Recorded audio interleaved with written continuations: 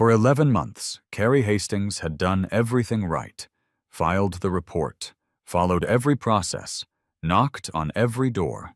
At 2 in the morning, she was sitting in a borrowed car outside her daughter's hospital room with $214.37 before they sent a 7-year-old home to an apartment with no heat. She didn't mean for anyone to see the video she recorded that night. A Hell's Angel in Stonebridge Township almost scrolled past it. Almost. What happened after he pressed play would bring 175 motorcycles to Harlan Creek and expose a fraud 15 years in the making. It starts the moment she said, "I'm sorry I can't fix this, baby." If those 7 words landed the way they landed on me, subscribe to Valiant Bikers and tell me in the comments where you're watching from. I need you to stay with this one all the way to the end. I'm sorry I can't fix this, baby. Carrie Lynn Hastings said those words into a cracked phone screen at 2:17 a.m. on a Tuesday in November, parked in the overflow lot of Harlan Creek Regional Medical Center, 38 degrees outside, freezing drizzle ticking against the windshield of a borrowed 2009 Civic that smelled faintly of someone else's fast food and wet upholstery. She hadn't meant it as a message to anyone. She'd meant it as something to say out loud. Because after 11 months of silence, of measured, careful, documented silence, the words needed somewhere to go. The phone was propped against the steering wheel. The camera faced her. She was 34 years old and looked closer to 42. Gray-green eyes with a flatness that used to be sharpness, dark hollows beneath them from 11 months of sleeping in 90-minute intervals, a navy fleece pullover washed so many times the color had bled pale at the shoulders. Her work boots, the only shoes she had left, were laced with mismatched brown cord. She kept one hand in her jacket pocket. That's where she'd learned to keep her phone, where the screenshots were. Above her, on the 2nd floor of the hospital, room 214 had a window. Emma Grace Hastings, 7 years old, was sleeping in the bed nearest the door, oxygen saturation at 94%, chest still rattling on exhale, IV line running antibiotics at a rate the attending physician had specified very carefully, because bacterial pneumonia with secondary reactive airway complications does not negotiate, and Emma was not yet stable enough to go home. The hospital billing department had flagged the account 6 days into the admission. At 8 o'clock Thursday morning, 37 hours from now, if Carrie could not produce a payment plan, hospital policy allowed for discharge to outpatient management. Carrie had heard the attending physician's voice through a cracked curtain 2 days ago. Discharging her Thursday is a liability, but I can't hold her indefinitely on a non-pay flag. She'd written those words down in the small notebook she kept in the same pocket as her phone. Carrie Hastings was a woman who had learned, the hard way, to write everything down. 7 years on the floor at Keystone Cold Storage and Distribution. Shift supervisor for the last 4 of those years. Perfect performance reviews. 0 disciplinary actions. The kind of employee who knew every bay by number, every refrigeration line by location, every maintenance log by standard procedure. Bay 4 was on the north end of the facility, past the staging dock, past the ammonia compressor room. Carrie had walked that floor on a Monday morning in December, 11 months ago, and she'd smelled it before she saw it. The sharp, invisible bite of refrigerant in concentrations that didn't belong in breathable air. She'd found the maintenance logs. 6 weeks of weekly inspection stamps on the Bay 4 ammonia lines, all signed by Gary Phelps, a subordinate of Regional Operations Manager Dale Whitfield.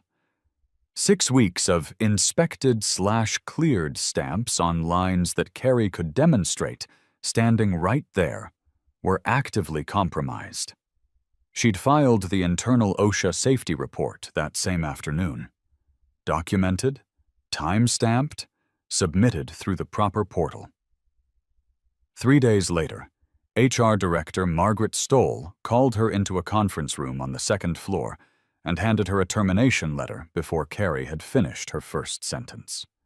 The letter cited theft of company property, a scanner gun Carrie had signed out, used, and returned per standard procedure. The scanner checkout log, per the IT director, had been lost in a system migration. The termination letter had been pre-typed. It was already done before the meeting started. They had never intended to hear her. Stoll slid a non-disclosure agreement across the table and tapped it twice with one finger. Carrie didn't sign. What she didn't know then, what she couldn't have known, was that Dale Whitfield had done this before. But we'll get to that. She tried the HR appeal. Denied in 11 days, form letter, investigation findings she was never shown. She tried the Pennsylvania Labor Relations Board. Case assigned, investigator visited. Whitfield produced corrected scanner logs. Case closed as insufficient evidence 6 weeks later. The system built to protect workers sent her a form letter. It had a form for dismissing people like her. She tried an employment attorney in Harrisburg. Carol Brennan had told Carrie on the phone that the case had merit, but the retainer was $4,500. When Carrie's third voicemail went unanswered, she understood. Even the people whose job it is to fight for people like her had a price. And Carrie couldn't pay it. 3 weeks ago, she'd gone to Pastor Dennis Holbrook at First United Methodist, her church for 6 years. She'd asked the Benevolence Committee for $400 toward 1 week of Emma's medication, which without insurance ran $1,847 a month. Holbrook had called her the next day. Not to say yes. To suggest she consider whether pride might be getting in the way of accepting that sometimes God redirects us. And then, quietly, evenly, he'd said, "Keystone has been a pillar of this community for 30 years, Carrie. I'd be careful about the stories we tell ourselves when things don't go our way." He believed Dale Whitfield. Of course he did. Whitfield had donated $28,000 toward the new Fellowship Hall roof. His name was on a plaque by the entrance. That phone call was the last time Carrie asked anyone for help. Which is why the video she recorded at 2:17 a.m. wasn't a plea. It wasn't posted to go viral. She'd shared it to a small private account with 11 followers. Mostly her mother Ruth in Altoona, who called every Sunday and tried not to let Carrie hear her cry. A chapter brother in Harlan Creek had a sister who followed that account. He'd shared the video to the chapter's group thread with no caption. The way you forward something when you don't know what to say about it. Gary Hartwell almost scrolled past it. He was 57 years old, 6'2", 228 pounds, built by 3 decades of motorcycle repair work rather than any gym. The faded Marine Corps globe and anchor on his left forearm dated to Beirut, 1983. His reading glasses lived in his vest pocket, and he pretended he didn't need them. He'd been awake since 1:30 a.m., the way he was most nights. He'd had the same cup of coffee since midnight. The kitchen in his house in Stonebridge Township was quiet, except for the hum of the refrigerator and the occasional creak of the old structure settling in the cold. He watched the video once, glasses on. Then he put it down, picked up the coffee, and watched it again from the beginning. Then a third time. He closed his eyes for 4 seconds. Then he opened his contacts and called Dennis, Patchwork Caldwell. Now, you might be imagining what comes next. A Hells Angels sergeant-at-arms sees a video of a woman in distress and makes a phone call, and you're picturing noise, threat, the kind of response that ends with someone against a wall. That's not what Gary Hartwell did. It never was. What he did was make a phone call at 2:31 a.m. to a 61-year-old chapter president who had been running the Stonebridge chapter for 22 years, a man who had never once raised his voice in a church meeting, a school board session, or a courtroom, because in 22 years he had never needed to. Patchwork. It's gravel. I hear you. I need every brother within 40 miles at Harlan Creek Regional, before 7 a.m. A breath. The particular silence of a man calibrating. What are we looking at? Single mom. Kid in the hospital. Someone buried a safety report and took her job for it, and she's got an envelope of proof she doesn't know what to do with. They're going to discharge the kid Thursday on a billing flag. Say no more. We're coming. The line went dead. No debate about evidence. No concerns about jurisdiction. No conversation about what it might look like. Just a man who'd heard enough, and the understanding, built over decades, that some things don't wait for morning. Gary Hartwell drove 23 miles to Harlan Creek Regional Medical Center in the dark and the drizzle. He pulled into the overflow lot at 3:41 a.m. He found the borrowed Civic by the condensation on the windows, the only car with someone still in it. He knocked twice on the driver's side glass.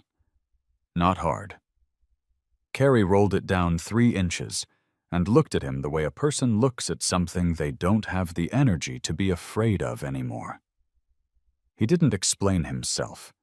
He said, "Your girl isn't going home Thursday. That's done."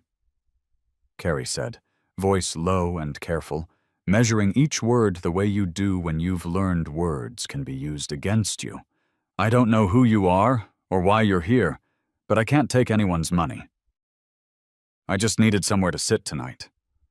Gary nodded once. He didn't argue it. He said, "Okay, tell me what Thursday looks like." And something in the simplicity of that, not "I'm sorry," or "that's terrible," or "what do you need?" Something in the plain forward motion of it cracked the surface of Carrie's composure by about 2 millimeters. "They're going to discharge her Thursday morning," she said. "She's 7. She still needs the IV antibiotics. They know that. They're doing it anyway because I can't show them a payment plan."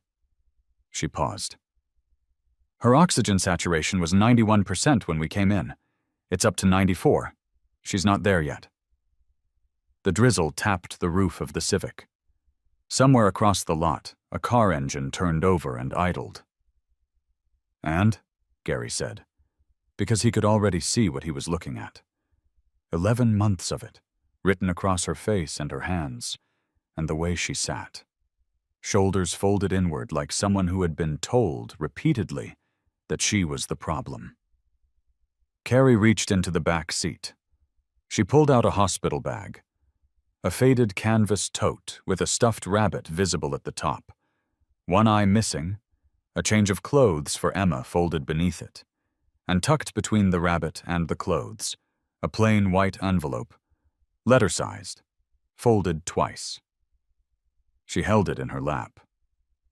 "I didn't lose that job over a scanner," she said. "I lost it because I filed a safety report on Bay 4, and my boss needed it to disappear. I have it in writing." His own words. Her left hand had a faint tremor, barely visible, the kind that starts after 22 hours without real sleep. "I've had it in writing for 3 weeks, and I don't know what to do with it." Gary looked at the envelope. Then he looked at her. "You did the right thing," he said. "That envelope doesn't leave your hand until a lawyer I trust is sitting across from you. And your girl is not getting discharged Thursday. I'll be at that billing desk at 7 a.m. You have my word." He paused. "My word is the only thing I've never lost." He placed his business card on the dashboard. Face up. Didn't push it toward her. Let her decide. She picked it up. By 4:15 a.m., Gary had made 4 more calls. The first was to James Ledger Connolly, 53 years old, 19 years as a Pennsylvania state trooper, and the last 6 of those as a detective before he retired and joined the Stonebridge chapter full-time. Ledger knew evidence chain of custody the way other men knew their own driveways. When Gary described the screenshot chain, the group text, the accidental forward, the metadata, Ledger said, "Don't let her touch that envelope again until I'm there. I'll bring a scanner and an authenticated copy protocol." The second call was to Thomas Doc Hollis Farber, 61, former Army medic, 2 tours. Doc had walked through hospital intake conversations in places considerably more chaotic than Harlan Creek Regional. He knew which questions to ask an attending physician about discharge criteria, and he knew how to ask them in a way that made the answers land on the record. The third call was to Warren Chalk Briggs, 47, who had taught high school history for 12 years before his wife's illness cleared out their savings, and he'd left the classroom and never gone back. Chalk could sit across from a frightened person and explain what the law actually protected, not in legal language, but in plain sentences, and make it land. He knew Keystone employed 11 family members of brothers in the Harlan Creek chapter. He'd spend Thursday morning, one quiet conversation at a time, making sure those men understood what retaliation law meant for them. The fourth call was to Marcus Signal Webb, 38, who ran the chapter's communications and had an IT background that had proved useful in more than one evidence preservation situation. Signal would verify the screenshot metadata, create authenticated copies, and have them submitted to the OSHA Regional Tip Line, the Pennsylvania Attorney General's Labor Division, and 3 labor journalists by 9 a.m. Thursday, before Whitfield knew the morning had turned against him. There was one more call Gary didn't make, because it wasn't necessary. Raymond Old Reed Pruitt, 69, founder of the Stonebridge chapter, had been awake since Gary's first call to Patchwork. Old Reed had grown up in a mill town not unlike Harlan Creek. He'd watched a man named Charlie Voss die in 1987 from chemical exposure in a facility where the plant manager had buried every safety report for 4 years. He'd never talked about Charlie Voss publicly. He just showed up when it mattered. He was already dressed by 6 a.m. 89. Stonebridge chapter members had been contacted. Dennis Patchwork Caldwell had made the parallel call to the Harlan Creek chapter. 86 members, many of whom had gone quiet about Keystone, for the simple reason that 11 of their brother's family members worked there. That silence was ending. The Harlan Creek chapter had a particular reason to feel the weight of this morning. They'd been looking the other way for the better part of a year, telling themselves it wasn't their business, telling themselves someone else would handle it. That's how silence works. It convinces you it's wisdom. What arrived in Harlan Creek by 7 a.m. was 175 motorcycles. 2 chapters. The first joint mobilization in 7 years. It was not a riot. It was not a threat. It was 175 people deciding at the same moment that they were done looking the other way. And that, as it turned out, was exactly the kind of thing Dale Raymond Whitfield had never planned for. Because in 17 years of running operations at Keystone, he'd buried 4 OSHA reports, forced out 3 supervisors, and kept an entire town quiet through a combination of community standing, strategic donations, and the simple, reliable power of making people afraid to speak. What he'd never accounted for was someone who saw the video and didn't scroll past it. What he didn't know was that Carrie's white envelope had already been scanned, authenticated, and was sitting in the inboxes of 3 labor journalists before he finished his morning coffee. The name she said next? The name in that group text, the name Whitfield had mentioned alongside the number 287 and the phrase same as Patterson. That name was about to matter more than Whitfield had ever imagined, because Scott Allen Patterson had been waiting 23 months for someone to come back to him, and Ledger had just found his number. At 6:47 a.m. on Thursday, Beverly Marsh had been the billing supervisor at Harlan Creek Regional Medical Center for 19 years. She arrived 40 minutes before her shift the way she always did, made her coffee the way she always did, and pulled up the discharge authorization queue the way she always did. Room 214 was third on the list. Beverly had flagged it herself 6 days ago because the policy required it. She'd written a note in the internal system. Not required, just something she did when a case felt wrong. 3 words. This one's different. She hadn't acted on that feeling. She'd told herself someone else would catch it. She'd told herself the system had other safeguards. She was on her second cup of coffee when she heard the sound. It started low, distant. The particular register of multiple engines that you feel before you fully hear it. A vibration that climbs through the floor of a building and reaches your chest before your ears have processed it. Beverly set down her mug and walked to the window that faced the main access road. 175 motorcycles were rolling into Harlan Creek in 2 disciplined columns, chrome catching the gray November light, each rider in formation with the precision of people who had done this together before. They filled the overflow lot and the adjacent street lot, and lined the access road in rows so straight they looked measured. Engines cut off, not all at once, but close enough that the silence that followed landed like a physical thing. 175 men stepped off their bikes and stood still. Not shouting, not moving toward the entrance, just present, leather vests, road names on their backs, breath fogging in the 31-degree air. 175 people bearing witness in the particular way that cannot be argued with, cannot be managed, and cannot be ignored. Beverly Marsh picked up her phone and called her supervisor. "I need you in the building," she said, "and I need the attending on room 214 paged right now." Then she pulled up the discharge authorization for Emma Grace Hastings, and she put it on hold. She should have done it 6 days ago. She knew that. Her hands were steady when she made the call, but later, in the statement she gave to the labor journalist, in the testimony she provided to the Pennsylvania AG's labor division, her voice would break on one word. The word was different. The word she'd written in the system, and then done nothing about. "I knew something was wrong," she would say. "I just told myself the system had other safeguards. I told myself it wasn't my call." It was her call. It had always been her call. But on Thursday morning at 6:47 a.m., Beverly Marsh finally made it. Gary was already inside.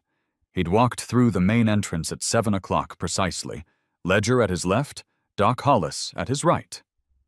Carrie was with them, the hospital bag over her shoulder, the white envelope inside it. She walked the way she always walked now. Quiet boot scuff on linoleum, shoulders slightly angled in. But something had shifted in the set of her jaw.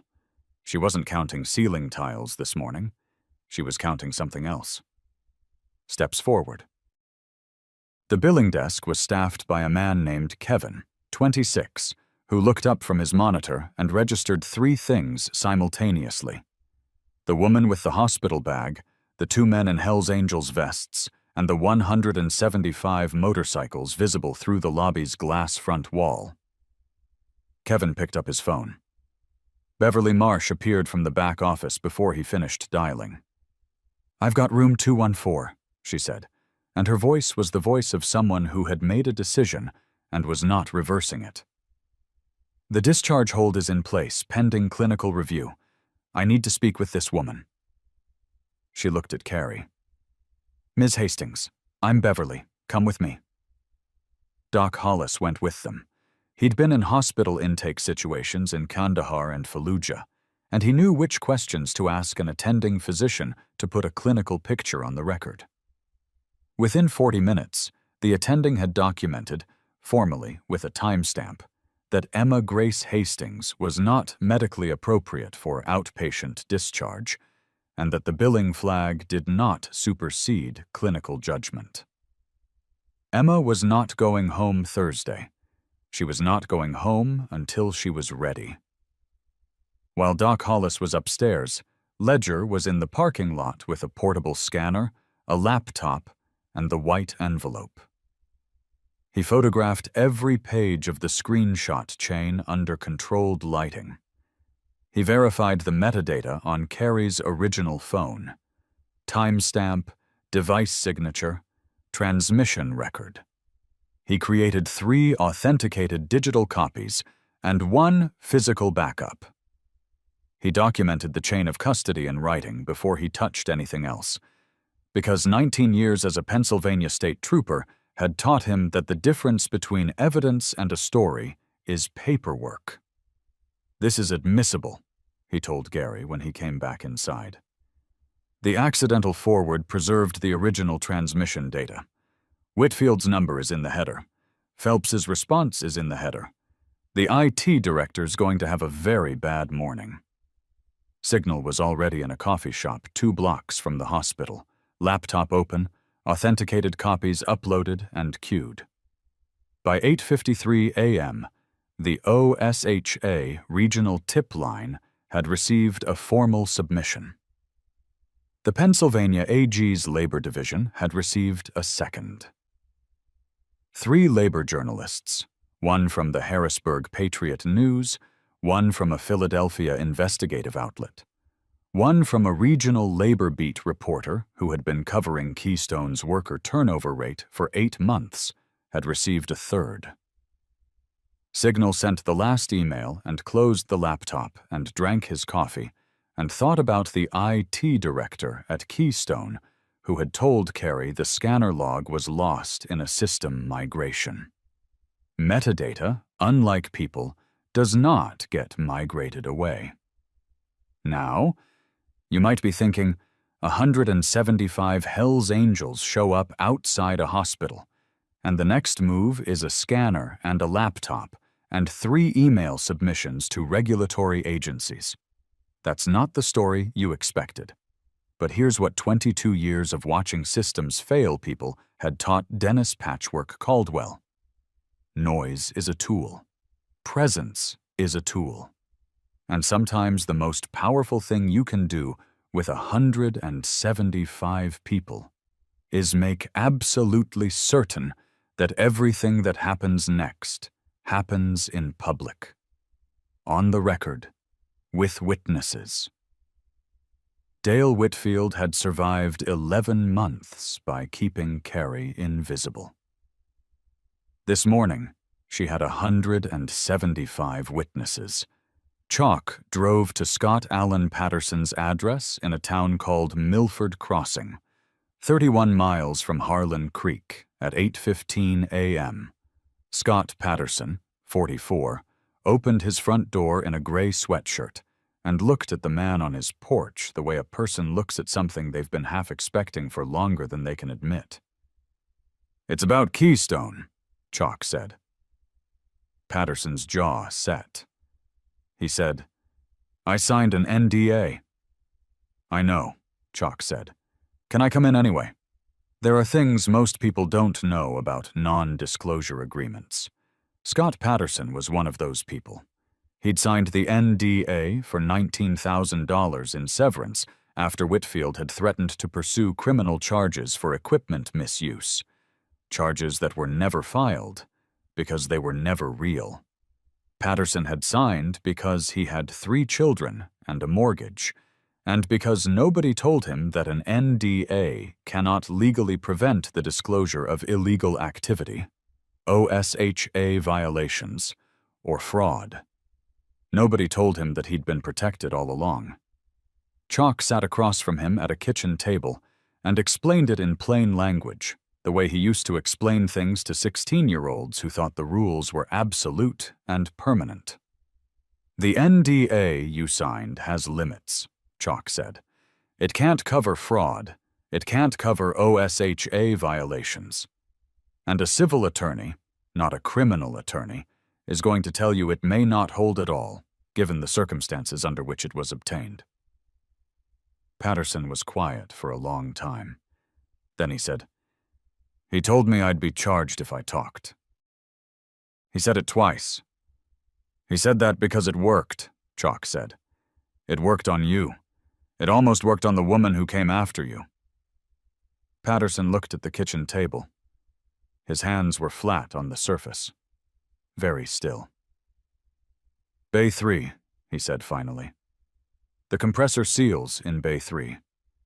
I flagged it in writing. He buried it." He looked up. "I had 3 kids and a mortgage," he said. "I signed." "I know," Chalk said. "You want to tell someone what you saw?" Patterson nodded. Roy Tanner had been a maintenance worker at Keystone for 9 years. He was 44 years old, and for 19 months he had been sitting on a quiet and growing dread about Bay 4, about the inspection stamps he knew had been pre-signed, about the logs he'd seen Gary Phelps fill out at Whitfield's direction, about the ammonia lines he'd personally noticed and said nothing about because he had a daughter in community college and couldn't afford to be Scott Patterson. He had forwarded that group text to Carrie's old work number by accident. He'd been in his truck, texting Whitfield's group about a scheduling conflict, and his phone's autocomplete had pulled up Hastings, C, still active in the system, instead of Hart, D. He'd realized what he'd done approximately 4 seconds after he hit send.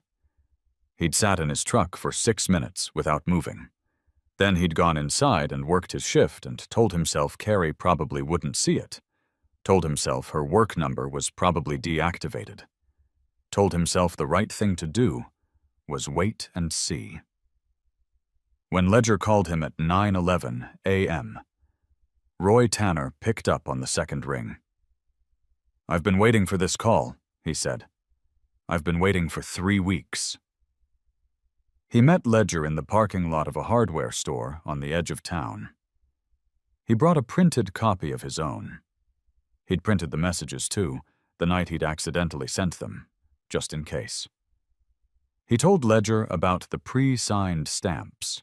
He told Ledger about the conversation he'd overheard between Whitfield and Phelps in the Bay 4 corridor, 4 months before Carrie's termination. He told Ledger about the 3 other workers who'd raised concerns about the ammonia lines informally and been transferred to other shifts without explanation. "I should have called someone," Roy said. "I should have called someone the day I saw those stamps." His hands weren't shaking when he said it. He'd already done his shaking, alone, for 19 months. "You're calling someone now," Ledger said. By 10 a.m., Ledger had a documented evidence package that included the screenshot chain with verified metadata, Roy Tanner's sworn statement, Scott Patterson's account of the Bay 3 suppression, and Beverly Marsh's internal system note, time-stamped 6 days prior, that had never been acted on. He spread it on a table in the hospital cafeteria and walked Gary through it methodically, the way a detective walks a prosecutor through a case before arraignment. "Here's what we have," Ledger said. The text chain establishes Whitfield's foreknowledge of the Bay 4 suppression and confirms the Scott-Patterson parallel. The pre-signed stamps establish a systematic pattern. This wasn't one bad decision. It was a practice, and the phrase 287 stays in our column is a direct reference to the OSHA penalty exposure Whitfield was protecting. He tapped the page. The Bay 4 ammonia leak was real. It was documented. It was suppressed. And there are now 3 independent witnesses who can place Whitfield at the center of the suppression. That's not a disgruntled employee story. That's a fraud case. Gary looked at the pages. Then he looked at something else Ledger had placed at the edge of the table. A printout. Older. The header read, Keystone Cold Storage Internal HR File. Employee, Patterson, Scott A. Beneath it, a second document. Older still. I pulled Keystone's public filings, Ledger said quietly. Workers' comp claims, OSHA logs, what's on public record. And I found something. He put his finger on the second document. Whitfield has been the operations manager at 3 facilities over 17 years. The first was in Scranton, 2014. A shift supervisor named Dennis Carr filed an internal report about refrigerant handling violations. He was terminated for insubordination 60 days later. Ledger paused. Carr's termination paperwork uses language almost identical to Carey's. Word for word in 2 places. Gary was still. And before that, Ledger said, 2009. A facility in Allentown. Another supervisor. Different violation category. Same pattern. Report filed. Supervisor removed. OSHA fine avoided. He sat back. Dale Whitfield hasn't made a mistake. He's running a system. He's been running it for 15 years across 3 facilities, and every time someone saw something and said something, he made them disappear. The cafeteria hummed around them. A tray clattered somewhere behind the serving counter. The hospital intercom called a room number in a calm, institutional voice. Carey isn't the first, Gary said. She's the first one who didn't sign, Ledger said, and she's the first one who kept the receipts. At 11:17 a.m., a Pennsylvania State Police detective named Frank Holloway arrived at Harlan Creek Regional Medical Center. He'd been called by Ledger, who, as a retired trooper, had a phone number for Frank that most people didn't. Frank was 49, thorough, and deeply uninterested in being managed. He'd reviewed the evidence package for 40 minutes in his car before coming inside. He shook Ledger's hand and looked at the table. He looked at it for a long time. The IT director, he said finally. The one who said the scanner log was lost in the migration. Reports to Whitfield, Ledger said. He's going to want to talk to us before Whitfield does, Frank said. He was right. The IT director, whose name was Craig Eberly, 41, who had a wife and 2 kids in the Harlan Creek School District, had received Signal's metadata analysis at 9:04 a.m. He'd been staring at his phone ever since. When Frank Holloway called him at 11:34 a.m., Craig Eberly answered before the first ring finished and said, without preamble, I need to tell you about the archive system. Dale Raymond Whitfield was at his desk at 1100 Industrial Parkway at 12:03 p.m. He was eating a turkey sandwich, white bread, yellow mustard, and reviewing the Q4 production schedule on his monitor. He'd put on reading glasses. He had a legal pad beside the keyboard with 3 action items written in his careful, practiced handwriting. His office smelled like coffee and industrial cleaner and the particular neutrality of a space that had been maintained to project nothing. On one wall, framed family photos. On another, his Keystone Service Award, 17 years. On his desk, the Rotary Club of Harlan Creek's current member directory, open to the section he'd been annotating for the annual fundraiser. The door opened at 12:09 p.m. Frank Holloway came in first, 2 uniformed troopers behind him. Whitfield looked up from the production schedule with an expression of mild confusion, the expression of a man interrupted during a normal day. Because to him, it had been a normal day. 17 years of normal days. The reports buried, the records corrected, the supervisors removed, the NDAs signed. The system running smoothly in every direction, insulated, protected, performing trustworthiness from every surface. He was still holding the turkey sandwich when Frank Holloway said, "Mr. Whitfield, I need you to set that down and stand up." Whitfield set it down. "What is this about?" he said. The practiced calm, the measured tone. 17 years of meetings. Bay 4 ammonia refrigeration line. December through January. You want to tell me about the inspection stamps? And for the first time in 17 years, Dale Raymond Whitfield had nothing. He was read his rights in his own office, hands secured behind his back, the rotary directory still open on his desk, the family photos watching from the wall. The troopers walked him through the facility floor, past the staging dock, past the ammonia compressor room, past the workers who stopped and watched in silence. Gary Phelps was arrested at his home at 2:34 p.m., sitting in his driveway in a camping chair, listening to a football game on a portable radio. He didn't argue. He'd been expecting it since the group text had gone wrong 3 weeks ago. Margaret Stoll was served with a civil target notice at 4:15 p.m. Her attorney called the AG's Labor Division at 4:47. Craig Eberly cooperated fully and was not charged.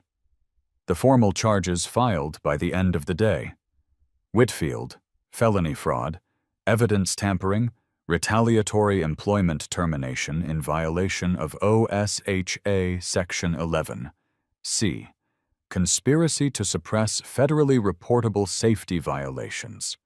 Phelps, evidence tampering, falsification of official records, conspiracy. The OSHA Regional Office opened a formal investigation into all 3 Keystone facilities Whitfield had managed. The estimated penalty exposure: $287,000 in suppressed fines, plus civil liability across 3 facilities and 15 years. The Q4 audit window. Whitfield had been protecting closed around him like a door.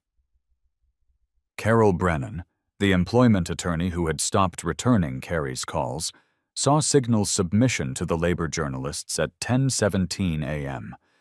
She called Carrie's cell phone at 11:52 a.m. "Ms. Hastings," she said, "I owe you an apology, and I'd like to take your case. No retainer." Carrie was sitting in room 214, watching Emma sleep. The IV line ran. The monitors beeped their steady, ordinary rhythm. Emma's oxygen saturation read 95%.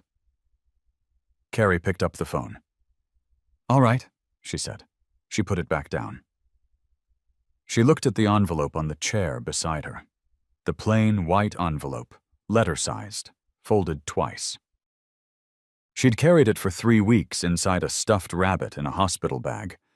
She'd kept it in the same pocket as her phone. She'd held it in her lap at 2:17 a.m. in a cold parking lot, because she hadn't known what else to do with it. The truth had been in her hands the whole time. She just needed one person to see it. Justice, it turns out, doesn't always arrive with noise. Sometimes it arrives in 2 columns of motorcycles on a gray November morning, precise and patient and utterly unwilling to look away. But the justice was only the beginning. The apartment at 412 Birchwood Drive had no heat. It had no heat because the utility balance was $387 past due, and $387 had been for 11 months, an impossible number. The kind of number that sits on a kitchen counter on a piece of paper and gets turned face down because looking at it doesn't change it. Old Reed paid it Thursday afternoon. He didn't announce it. He drove to the utility office on Center Street with cash, gave Carrie's account number to the woman at the window, and drove back to the hospital. When Gary told Carrie what he'd done, she started to say something and stopped. Old Reed shook his head once. "Heat's a necessity," he said, "not a favor." He was 69 years old, and he had been doing this, quietly, without ceremony, for longer than most of the chapter had been alive. He didn't explain his reasons, and he didn't need to. Some things you do because you remember what it cost when nobody did them. The rent arrearage was addressed the following morning through a joint chapter fund. Stonebridge and Harlan Creek, pooling what they called operational support. No paperwork, no loan structure, no strings attached. $1,290 delivered to the landlord's office by Chalk, who sat across from the man for 22 minutes and explained, in the quiet voice he used for explaining things, that the eviction notice would be a poor decision given the current visibility of the case in 3 regional news outlets and the AG's labor division. The landlord withdrew the notice before Chalk reached his bike. Emma was discharged from Harlan Creek Regional on Saturday morning, 2 days later than the billing flag had tried to force, and exactly when her attending physician determined she was clinically ready. Her oxygen saturation read 96% at discharge. The IV line came out at 8:14 a.m. She walked out of room 214 on her own 2 feet, carrying the stuffed rabbit with the missing eye, and she held her mother's hand in the elevator and didn't let go until they reached the lobby. Doc Hollis was waiting by the entrance with a printed sheet. Specific instructions, meal increases, warning signs for regression, a direct number for the clinic. He crouched to Emma's level and said, "You did great work in there, kid." Emma considered him, the size of him, the road name on his vest, the steadiness in his face, and said, "Are you a doctor?" "Used to be," he said. "What are you now?" He thought about it. "Something better," he said. Carrie's apartment was warm when they arrived. Not just warm, the radiator had been running since Thursday afternoon, and the small living room held the particular dense warmth of a space that has been cold for a long time and is remembering how not to be. Someone had left a bag of groceries on the kitchen counter. Oatmeal, peanut butter, a rotisserie chicken in a plastic dome still faintly warm, juice boxes stacked in a row, a handwritten list of the clinic's hours taped to the refrigerator door. No note, no signature. Carrie stood in the kitchen for a moment and looked at the groceries and the warm air and the refrigerator with its clinic hours. And she did not cry. She had done her crying alone for 11 months. What she did instead was put the kettle on and make Emma a bowl of oatmeal and sit at the kitchen table while her daughter ate, and let the radiator tick. Tick, tick, tick. In 11 months of counting, ceiling tiles, steps between the lot and the ICU, dollars in a checking account draining toward zero. That sound had always meant something running out, a countdown she couldn't stop. That Saturday morning, it just meant heat doing its job. Carol Brennan filed the wrongful termination suit the following Wednesday. The case was built on the OSHA Section 11C violation, retaliatory termination for filing a protected safety report, compounded by the evidence of systematic document falsification and the Craig Eberly cooperation that established Whitfield's direct instruction in destroying the scanner log. Ledger sat across from Brennan for 3 hours and walked her through the evidence chain with the methodical patience of a man who had learned that a case is only as strong as its documentation. By the time they finished, Brennan had a file that was, in her private assessment, the cleanest whistleblower retaliation case she had worked in 14 years of employment law.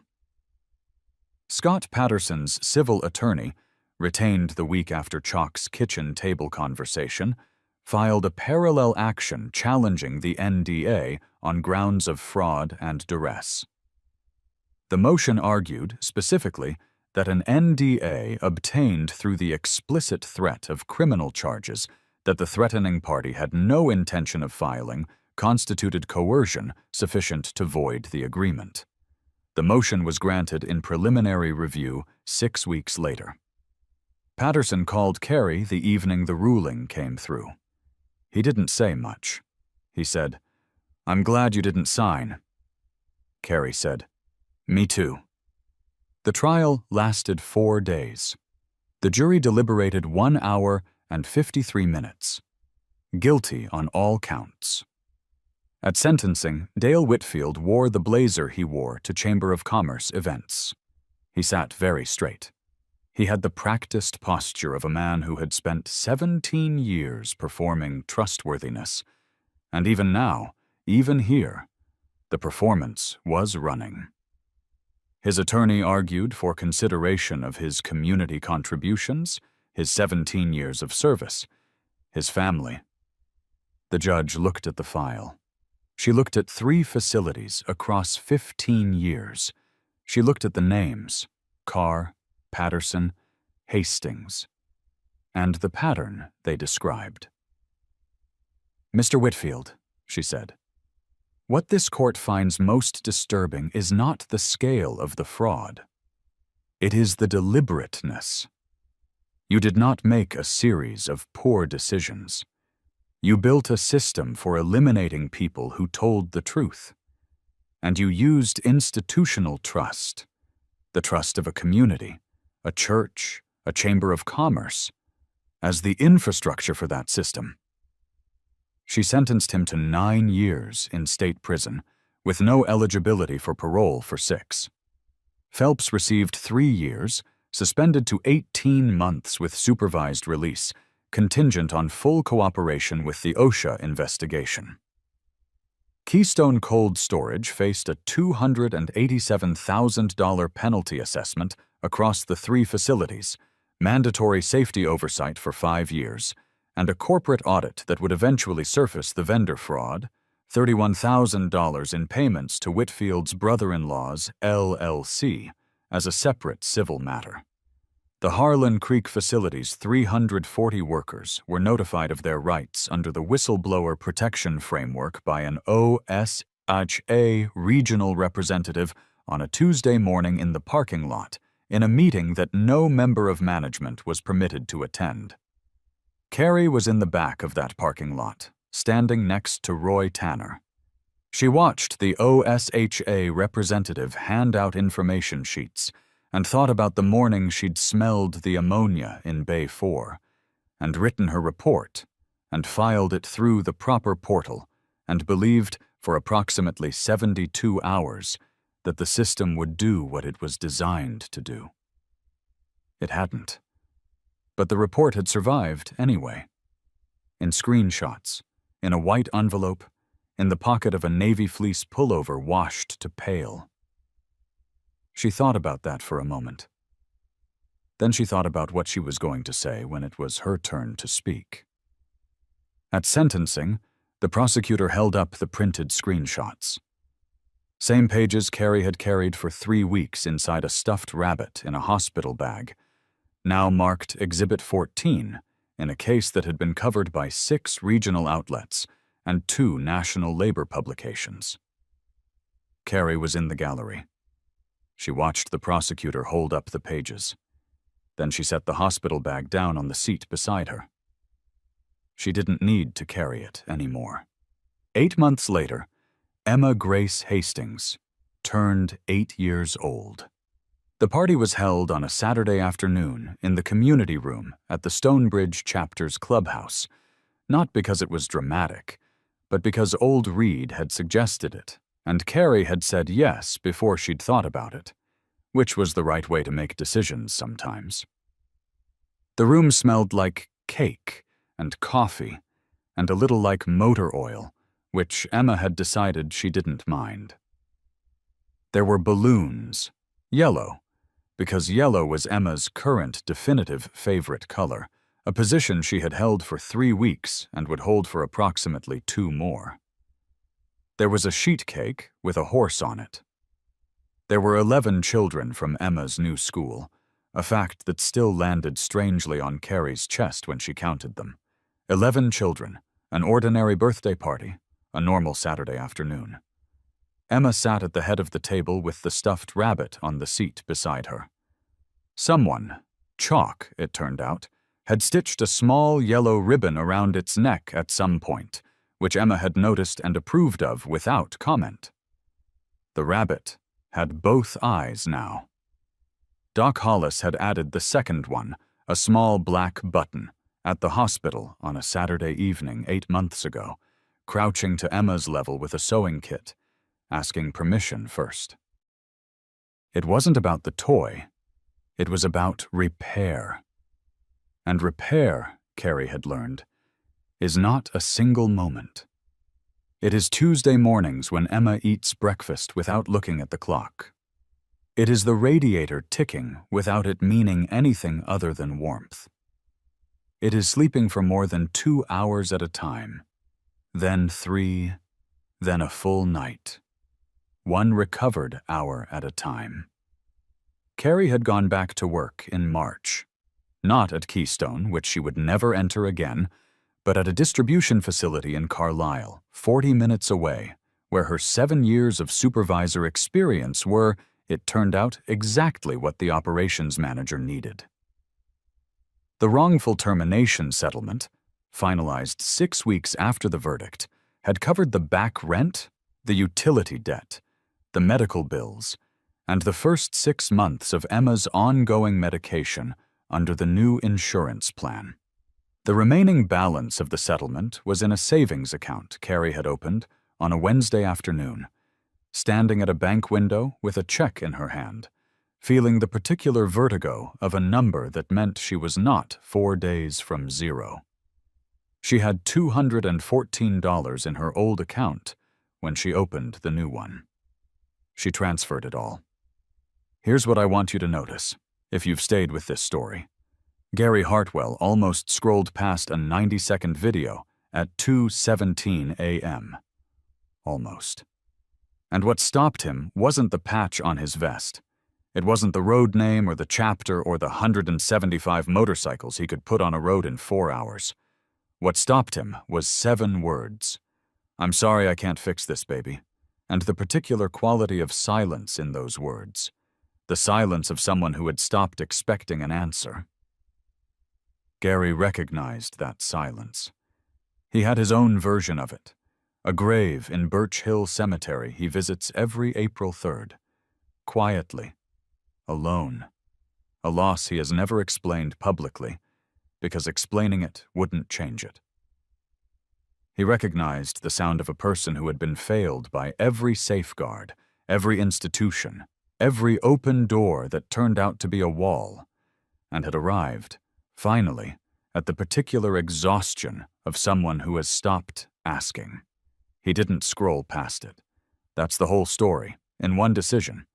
What this story is not about. Bikers, leather vests, road names, the particular mythology of brotherhood that surrounds a motorcycle club and makes people either afraid or reverential, depending on what they've been told. What this story is actually about, a woman who told the truth about something dangerous, in writing, through the correct channels, 11 months before anyone listened, a system that had 4 separate opportunities to do its job: HR, the labor board, a licensed attorney, a pastor, and failed at every one. And one person, at 2:17 in the morning, who didn't look away. The system didn't fail Carrie because the laws didn't exist. OSHA Section 11C prohibits exactly what was done to her. The Whistleblower Protection Program exists specifically for workers in Carrie's position. The 30-day filing window had closed, But the fraud that Whitfield committed created a separate cause of action with a longer statute of limitations. The NDA that Patterson signed was voidable. The labor board case that was closed could have been escalated. The tools were there. Every single one of them. What was missing was someone who knew about the tools and had the capacity to use them, the time, the money, the connections, the freedom from the kind of fear that comes from having 3 children and a mortgage and knowing exactly what it cost Scott Patterson to speak. The system failed Carrie not because the law didn't protect her. It failed her because the law requires someone to be in a position to use it. That's what changed when Gary Hartwell picked up the phone at 2:31 a.m. Not the law. Not the evidence. Carrie had the evidence. The envelope had been in her jacket pocket for 3 weeks. What changed was that she was no longer alone with it. If you've ever worked a job where you saw something wrong and said nothing because you couldn't afford to be Scott Patterson, this story is not here to shame you. Patterson had 3 kids and a mortgage. Carrie herself had only come forward because she didn't understand, at the time, what it would cost her. The courage to speak up is not free, and the cost is not distributed equally. Some people pay it, and some people can't. And that inequality is a feature, not a bug of the system Whitfield was running. But here is what's true. Whitfield's machine didn't run on genius. It ran on the reasonable, economically rational silence of people who couldn't afford to be the one who made it worse. Roy Tanner knew about the Bay 4 stamps for 19 months. Beverly Marsh wrote the words, "This one's different," in an internal system note, and then did nothing with them for 6 days. Carol Brennan stopped returning calls because the math didn't work. Pastor Holbrook believed the man who donated $28,000 for the roof. None of them were villains. Most of them felt terrible. Several of them told investigators, with genuine anguish, that they should have done something sooner. What they lacked was not conscience. What they lacked was a Gary Hartwell at 2:31 a.m., who could call a Dennis Patchwork Caldwell, who could call 89 people, who could call 86 more. Most of us don't have that. Most of us have something smaller. A conversation. A question we could ask. A phone call we've been putting off because it might be awkward or inconvenient, or because we've told ourselves it isn't our business. Whitfield's machine needed silence from dozens of people to keep running. It only needed one person to stop being silent for the whole thing to come apart. You don't need 175 motorcycles to be that person. You need to ask the uncomfortable question. File the report. Write down what you saw with a timestamp. Forward the thing to the right person instead of deleting it. Sit across from someone at a kitchen table and explain in plain language what the law actually protects, the way Chalk did, the way anyone can do if they take 45 minutes to learn it. If you work somewhere with a safety concern, OSHA's Whistleblower Protection Program complaint can be filed online, for free, at osha.gov. The 30-day window is real, and it moves fast. Document and report as soon as you can. If you've signed an NDA that covered illegal activity, that agreement has limits. A consultation with an employment attorney, many offer free initial consultations, can tell you specifically what those limits are in your state. If a government agency has closed your case, the first no is not the final word. You can request supervisory review. You can contact your state attorney general's labor division directly. You can go to a labor journalist with documentation, the way Signal did at 8:53 a.m. on a Thursday morning in November. The tools exist. They are imperfect and slow and sometimes maddening. But they exist. And the difference between a tool sitting unused in a drawer and a tool that dismantles a 15-year fraud operation is usually one person who decides to pick it up. At Emma's birthday party, Gary sat at the end of the table with a paper plate and a piece of cake and watched 11 children do what children do when they feel safe, which is to say everything at once, loudly, without apology. Emma, who had been watching him from across the table with the particular assessment of a child who has learned to read adults carefully, walked over and stood beside his chair. She held out the stuffed rabbit. "His name is Button," she said, "because of his eye." Gary looked at the button. The small black circle, steady and even, stitched in by Doc Hollis on a hospital evening 8 months ago, with a patience that looked ordinary from the outside, but wasn't. "That's a good name," he said. Emma considered this. Then she took the rabbit back and returned to her seat, satisfied.